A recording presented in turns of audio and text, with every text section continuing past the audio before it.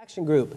Ms. Schlafly is also a nationally known advocate for conservative issues and a proponent of parental choice in education. Phyllis, welcome back to Vital Issues. Thank you. Delighted to be back. Okay, tonight we're going to be discussing First Reader.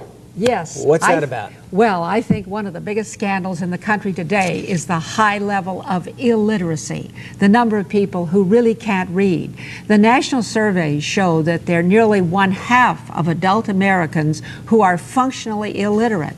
Wow. And they consider it a shame. You know, people don't want you to know it when they can't read. Well, they conceal it. Astounding figure. This is the United States. This is the United States. There was an article just last month in the American Medical Association that said one of the biggest healthcare problems is that the illiterates are not able to read their instructions. Wow. They're not able to follow the notice on the medicine bottle and so forth.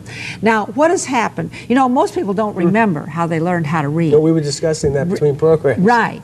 And the way reading used to be taught is the child was taught phonics, taught how to sound out the syllables of the English language, and then you can put them together like building blocks. Well, now that went out. In 1987, California, the trendsetter, adopted something called whole language. Okay. And it's been a disaster. Their own reports show it's a disaster.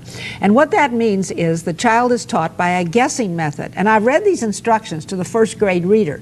They'll tell the teacher to tell the child, memorize a couple of dozen frequently used words. Have stories that use those words over and over again. Mm-hmm. Teach the child to skip over words he doesn't know, to substitute another word that seems to fit, to guess at the words by looking at the picture on the page.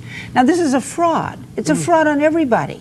And this is why children don't learn how to read. Your typical 5- and 6-year-old has a speaking vocabulary of thousands of words. He knows lots of big words. So try any 5- and 6-year-old yourself. He'll know words like hamburger, milkshake, hot dog, upstairs, toothbrush, right. Punishment, Thanksgiving, basketball, helicopter. You know, you go on. They know all kinds of big words. And yet they're put in school in front of stupid little books where they're taught that they can only read words, big words, if they have a picture on the page, or they just use the one-syllable words like the cat sat on the mat and looked at the rat. Why did the system change from phonetics to this? Trendy. You're getting back into people's motives now. But the fact is, it did. And just a few weeks ago, the state of California came out with a report published by its own task force, which said that the whole language method has been a disaster, that it's a crisis, that 30 to 40% of the children can't read at all. Wow. That large numbers of the children who are labeled learning disabled have nothing the matter with them except they were never taught how to read. I interviewed a man on my radio program who went all the way through school and college and became a high school English teacher and was completely illiterate. I said to him, "What did the print look like?" He said, "Do you read Greek?" And I said, "No." And he said, "That's what it looked like." Wow. So it's a life of deception. Now, I taught my own 6 children how to read. I realized the schools were defective in this, and I think it was the most fulfilling thing I ever did. And my children credit this with their significant academic success. And the system that I used with my children has been long since out of print. So I realized we had to have a tool for parents to do it. Okay. And this is my mission in life. I want parents to teach their own children how to read. It's so easy. It's such a wonderful thing to do. It gives you an intimacy with your child. You're in control of your child's life. Yes. It doesn't take a college degree. It doesn't take a teacher's certificate. It doesn't take a lot of time. I've made it easy. It's called First Reader, and the instructions are simple. It's user-friendly. A parent can teach his child to read in an hour a day, in 20-minute segments. How early do they start? I would suggest age 5 or 6. Okay. But in any event, the important thing is that you do it before the child learns wrong habits in school. You know yourself, if you learn wrong habits, then you got to unlearn them before you learn the good habits. Sure. And what this does is to present the English language in a very systematic way so that the child builds from page to page. It's a wonderful system. Well, how come it's not being used in the schools? Well, it's not being used in the schools because they are determined to go with their trend. The wrong method is part and parcel of outcome-based education, which has taken over the schools, and the schools think, mere parents don't know anything. But it is so essential. You want your child to be able to read so that he can progress in life. Sure. I talked to Dr. Jim Dobson, who's known to a lot of your listeners, I'm sure, and he said he started his career teaching the 6th grade. And he said there were half a dozen boys that couldn't read in his class. He said, of course, they were the behavior problems. He said, I didn't know what to do with them. I was put there to teach the 6th grade. So I just tried to keep order and passed them along. Now here's the way kids fall between the cracks. There seem to be a lot of people who think that you pick up reading like you pick up talking. Now if you put a 2-year-old in a household with people who talk, he's going to start talking, but not reading. Reading is a skill that needs to be taught and needs to be learned. And I think it's best on a one-on-one basis. And then if you're people who care about knowing the Lord, how are they going to read the Bible? They are not going to be able to read the Bible because the Bible does have big words. Every week of my life I meet people who say, Mrs. Schlafly, I can't read big words. That means they have never been taught how to sound out the words. See, if you sound out, and it's so exciting, the first time a child sees a long word that he's never seen before, like helicopter or grasshopper, and he sounds it out, helicopter, and he knows what it is because he's seen it on TV, or grasshopper, or Thanksgiving, or what. And when he sounds it out and says it, then he knows what it is, and it's so exciting.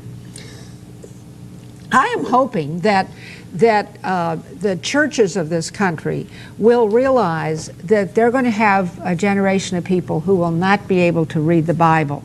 And we have a plan that I hope that if churches would get together, 10 to 20 mothers or grandmothers, great project for grandmothers, who will commit to use First Reader and teach their children how to read, which is so easy. We could send our Eagle Forum master teacher and give them an initial orientation. After that, it's do it yourself. As you're talking, I'm starting to understand myself how important reading is. I take it for granted because my parents read with me, and I think that was one of the ways that I learned how to read. I remember them sitting there reading with me. But children that can't read become problems in our society. And a lot of ills of our society can probably be traced to something that we don't really even consider, the inability to read. Well, that's right. And they've known for a long time that the biggest thing that correlates with people in prison is illiteracy. But there was a study done by the Justice Department that showed that it's not only correlates, but it's the cause. Wow. And the reason is because take your little boy who's sitting there in the 1st, 2nd, 3rd grade, and other kids have their parents have taught him how to read and they're doing all right, but he isn't catching on. And nobody has taken the pains to teach him how to sound out the words, and the school has the wrong method. Now, your typical child in this situation would rather be punished for bad behavior than be embarrassed to have people know he can't read. In fact, I gave this interview on a black radio station recently, and there was a security guard there, and he came up to me afterwards. Oh, he said, Mrs. Schlafly, you're so right. He said, I've dealt with these boys, and he said, you're so right. They don't want anybody to know they can't read, so they start their delinquent, socially offensive behavior, which grows into bigger and bigger problems as they move along and still can't read. It's so pitiful. In this California report I referred to a few minutes ago, the former superintendent of public instruction in California named Bill Phonics admitted that most of the children who had been labeled learning disabled had nothing the matter with them except they had not been taught how to read. And once they get labeled, we know that's labels. a spiral. Oh, yes. So my first reader, it's beautiful. I hired a good artist who gave us friendly animals, and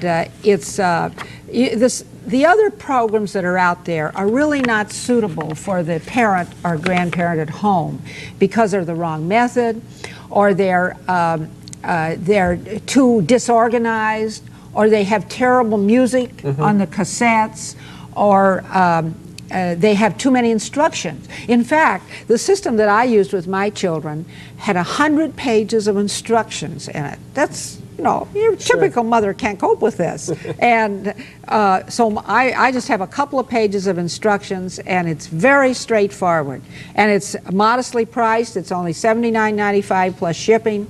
And my ambition in life is to make this again a nation where families make it their responsibility to teach their children to read. Do parents generally spend less time than is necessary with their children, generally on educational matters? Yes, they do, because they think they've turned it over to the schools. Right. However, this doesn't take all that much time.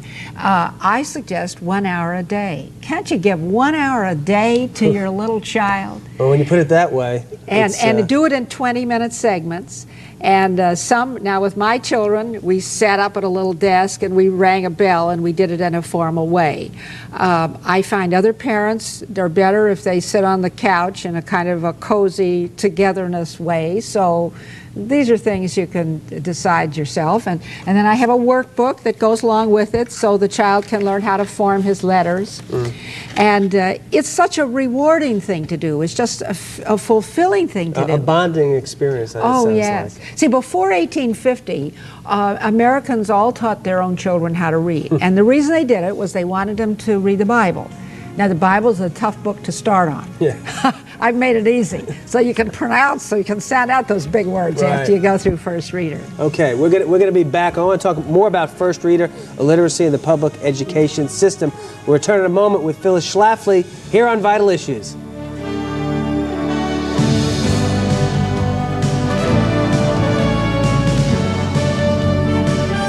I prayed that we could bring 1,000 people to the rotunda of the Illinois State Capitol. And I remember that day they came. The buses rolled in. Our Capitol had never seen such a demonstration before.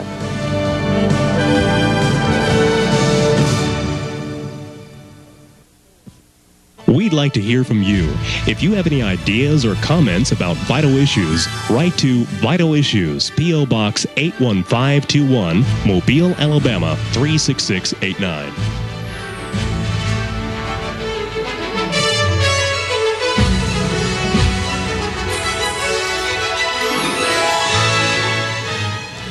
Welcome back to our discussion with Phyllis Schlafly. Phyllis, let's talk about literacy. Let's get back into First Reader. We're discussing parents teaching their children, but we know that there's a problem sometimes. We have the parents who are illiterate. My First Reader is just perfect for that, and the parent can learn right along with the child. Okay. And you don't have to be a college graduate or even a high school graduate. I will tell you, we have a dozen groups going in public housing projects right at the present time, where a lot of the mothers didn't go any farther than the 5th grade, and they are successfully teaching their children with First Reader and really learning right along with them. And I met with some of these women, and they're so excited. They're feeling success for the first time in their lives. And a couple of these women said, I just discovered my husband can't read, and now I'm going to teach him too. And you see, this article that was in the American Medical Association Journal I mentioned talked about how people conceal it, and they don't admit it, and a lot of times they don't even know how poor their literacy skills are. And all the time I meet mothers who will say, this is a typical kind of question I get, my child is in the 3rd grade and I just found out he can't read. My child's in the 5th grade and they're telling me he's only reading at a 2nd grade level. What do I do?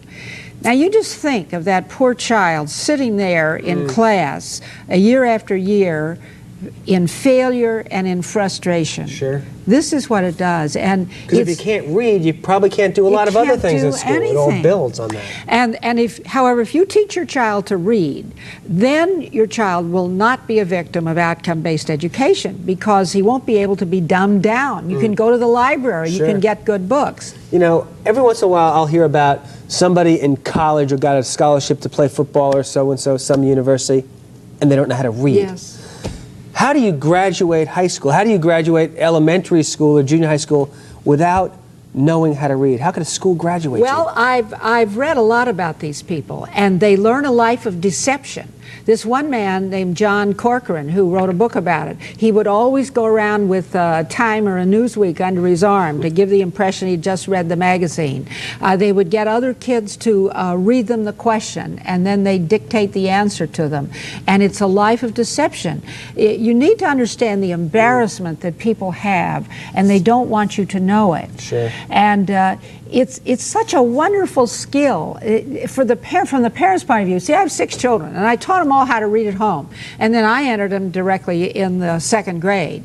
And the only thing I can compare it to is a child walking for the first time. You know, the child walks across the floor for the first time. It's so exciting.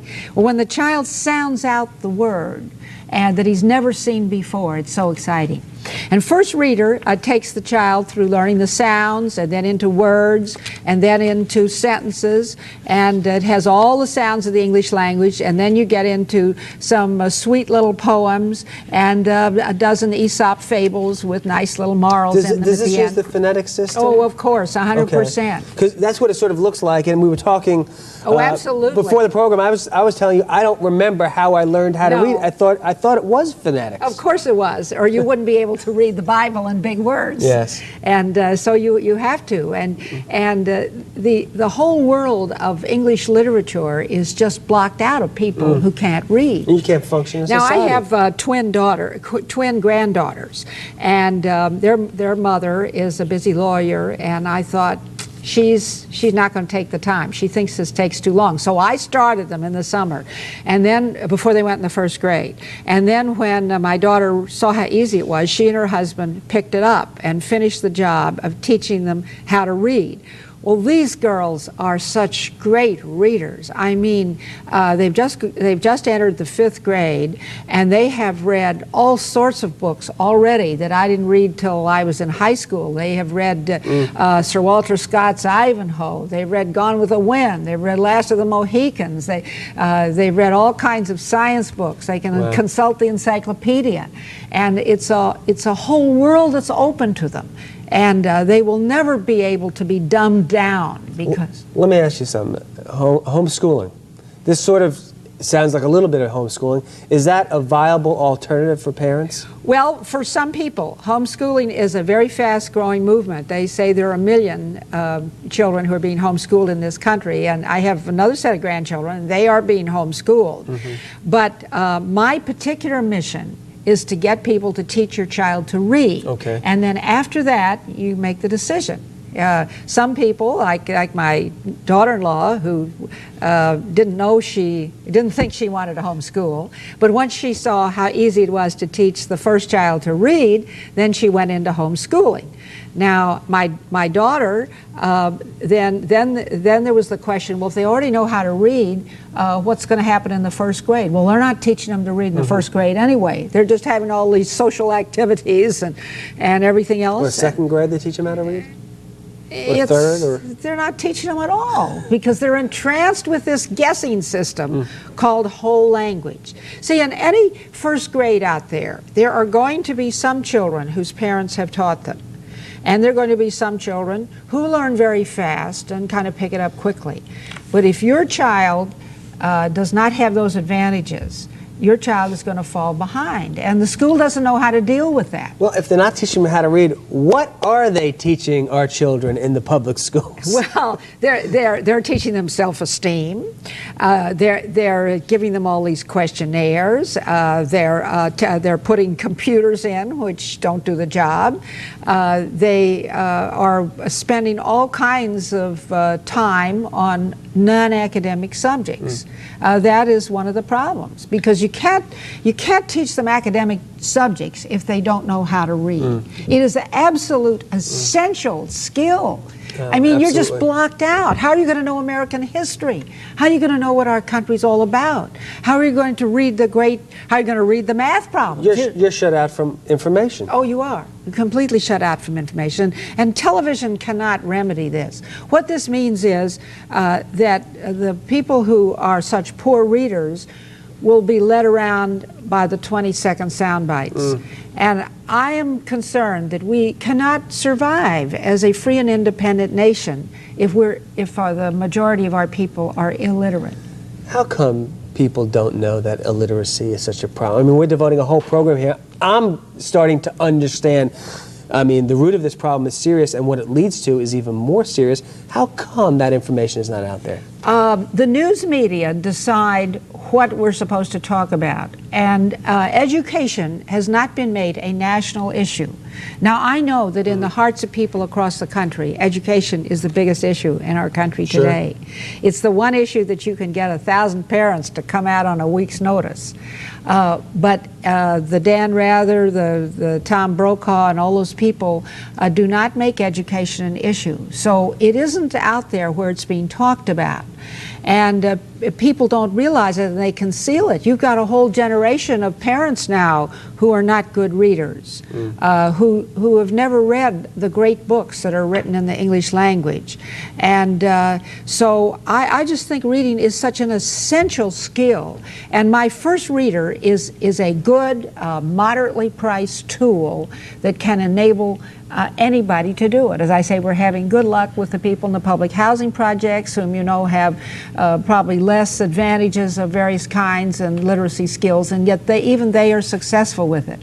And it's a great mistake to let your child go on till the 3rd or 4th grade. In fact, the public school system doesn't even test to find out if they're poor readers till about the 3rd grade or the 4th grade. How could they tell with what their system is? And then they have this whole apparatus called remedial reading. Right. Is completely unnecessary if you teach the child how to read in the 1st grade. If your child is not able to read things that you put in front of him that he's never seen before by Christmas of the 1st grade, you're in big trouble. You should do something about it. Well, how do we do something about it? How do we get a system like yours implemented in the public school system? Now, I understand that you're encouraging parents, and that's good too, but when the parents let their children get back into the school or 2nd or 3rd grade, I mean, we're going to want a system like this in place there also. Well, many of us have been trying for years to try to get phonics put back in the public schools, and the apparatus is so much opposed to it that I don't see it happening soon. Now, in this new California is kind of a trendsetter, and a bad trendsetter for the most part. Yeah. So when they put in whole language, then the rest of the country followed suit. Now they have this report that says whole language is a failure. We need to go back to phonics. We need to teach the child the syllables, the skills, and so forth.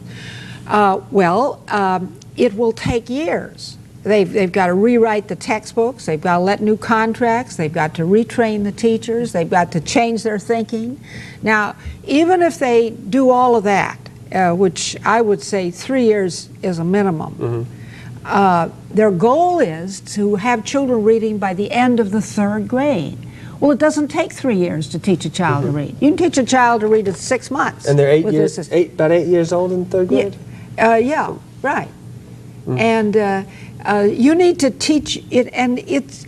I want to convey the warm feeling you will have, and what you can do for your child. I have parents say, "Well, yes, I read to my child." Well, now it's all right if you're reading to a 2 or 3 or 4-year-old, but by the time the child gets to be 5, use that same amount of time and teach the child to read to you.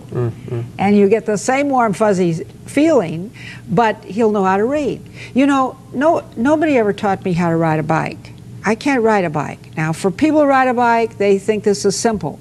But you had to start out with some adult showing you how and helping you when you fell off and trying to teach you to hold your balance and so forth. Nobody ever taught me that skill, and I can't ride a bike. And now I just suffer for all those kids who are never taught the simple skill of reading. It's just so important. All the national surveys show that nearly half of adults have such limited reading skills. You know, the way they'll phrase it is they can only read at a 5th grade level. Now, you got to think, what do they mean by that? What they mean is you can only read the books with the controlled vocabulary where they've used words over and over again up to the 5th grade. Whereas if you've been through First Reader and you've learned the sounds, you can read anything. There's no such thing. This thing of 5th grade level doesn't have meaning because you can read anything. You can read the newspaper, you can read the encyclopedia, you can read the great books. And it's just so important for parents to take on this responsibility. I think that's the key. It's the parents' responsibility. And one problem we have is the parents think they can't do it. They think there's something exotic and difficult about this. And this is why I hope that in the churches of this country, where they want their children to be able to read the Bible, and if you want them to read a Bible that doesn't have pictures in it, you've got to know how to read, that they would get together groups of, say, 20 mothers who will commit to do this. And we would be happy to send in our master teacher to give them an orientation and to show them how and do a little hand-holding and give them a hotline number that they can call when they have a problem. Because it's really so easy to do. Sure.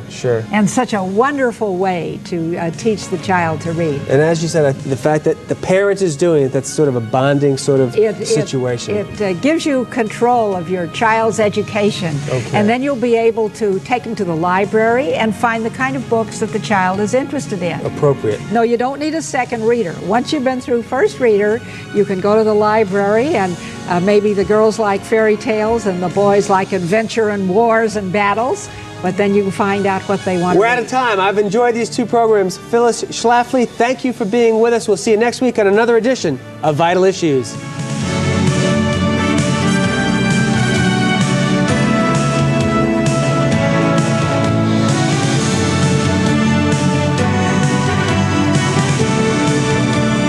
The views and opinions expressed on this program are not necessarily those of Sunlight Broadcasting Systems.